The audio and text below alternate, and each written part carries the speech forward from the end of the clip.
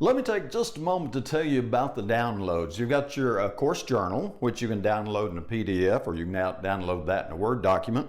If you download it in a Word document, you can edit it, correct it, change it, do anything you want to with it. I've got no copyright, no claim. That's just a neat little journal for you to write down your thoughts as you're watching the lectures.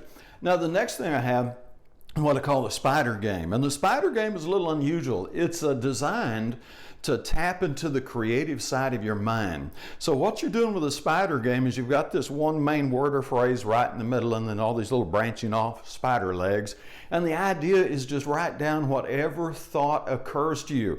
Even better than writing down a thought, write down your feelings and just let them branch out whichever way they go. Don't get strict about it. This is really something to get creative about. And if you need to add more spider legs, then just draw them on there and add the spider legs. And then of course, if you need to leave some blank, sure, leave them blank. Look, don't make this tough. This isn't rocket science, this is meditation. This isn't logical, this is mystical. And so I want you to get into that with the spider game. And really, it's a thought thing too, but it's an emotion thing also. That's one of the deep secrets of meditation, is learning to get more in that emotive area.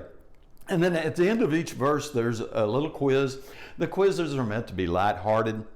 Don't take them too serious. In fact, I would go through and check all the wrong answers, because after each wrong answer and the correct answer, there's a little explanation, a little comment, and you might want to look at those. So that's it. You've seen all the previews you need to see. I hope you go ahead and enroll in the course.